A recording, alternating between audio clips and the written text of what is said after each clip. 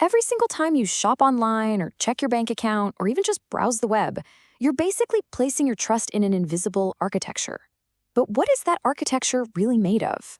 Well, in this explainer, we're going to pull back the curtain on the system that actually makes trust on the internet possible. It all boils down to this one simple but honestly pretty deep question. When you type in your bank's web address, how do you know, really know, that you're talking to their server and not some imposter? How does your computer just figure it out? And this gets right to the heart of the problem. The internet was designed to connect everyone, everywhere. And by definition, that means connecting you with total strangers. So without some kind of scalable way to verify who's who, things like e-commerce or secure messaging would have been dead on arrival. It's this massive challenge of creating trust on a global scale. So how did we solve this paradox? That's exactly what we're jumping into first. We needed a system, a real architecture, to basically invent trust where none existed to begin with. And here's the solution: public key infrastructure, or PKI. Now, this is way more than just some clever math. PKI is the whole shebang. It's the rules, the organizations, the procedures, the entire framework that takes cryptography theory and makes it actually work reliably across the entire planet. It is, no joke, the foundation of digital security as we know it today. So what does this foundation of trust actually look like? Let's break down the key pieces that make up the whole PKI ecosystem. Okay, so when you first look at this, it seems a little complex. You see all these interlocking parts, right? Policies, key storage, the works. But to really get a handle on it, you don't need to memorize every single piece. We can actually boil it all down to just 3 essential players. So here's the crucial part. It all revolves around these 3 roles. You've got the Certificate Authority, or CA. Think of them as a digital passport office.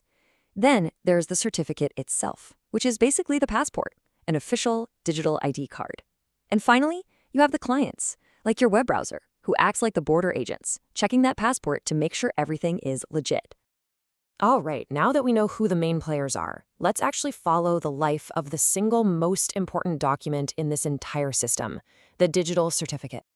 So a certificate's life starts with this really rigorous creation process. A website owner generates a unique pair of cryptographic keys and sends a formal request to a certificate authority. But here's the most critical step: identity proofing. The CA doesn't just hand these things out. Nope, it does its homework, making sure the applicant really owns that domain. Only after that verification does it digitally sign the certificate, officially locking that identity to a public key. But getting issued is just the beginning. The certificate then gets put to work, securing connections. And every single time you connect to a site, your browser is validating it, checking the signature, the dates, and making sure it hasn't been revoked. And just like a real passport, it has an expiration date, so it has to be renewed. Or if something goes wrong, say a key gets compromised, it can be revoked early. So it's this continuous loop of use, validation, and eventually a secure retirement. Now, this system is incredibly powerful. It's scaled to secure the entire internet, but it's not perfect. Like any huge, complex architecture, it's got stress points and vulnerabilities that we really need to understand. And this is a super critical point for anyone who actually operates these systems. PKI is not a set-it-and-forget-it kind of deal. Trust isn't automatic here. It's earned through constant, careful work and a deep understanding of all the ways it can fail. One little mistake can have massive consequences. And here you can really see the 2 sides of the coin. On one hand, you get this amazing, scalable, standardized trust. Fantastic. But on the other, the challenges are pretty serious. A single compromised root CA could be absolutely catastrophic. And the risks go deeper than that. We're talking about huge operational complexity and cost, clunky revocation systems, and just plain old human error.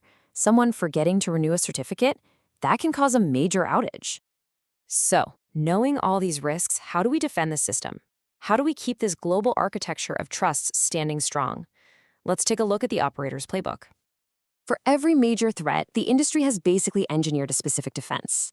To fight against rogue CAs, we have public audit logs called certificate transparency. To protect the super-sensitive private keys, they're stored in special hardened hardware.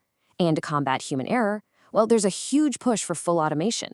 It's this constant cat-and-mouse game of finding vulnerabilities and building new defenses. So if we boil it all down, these are basically the golden rules for running a secure PKI.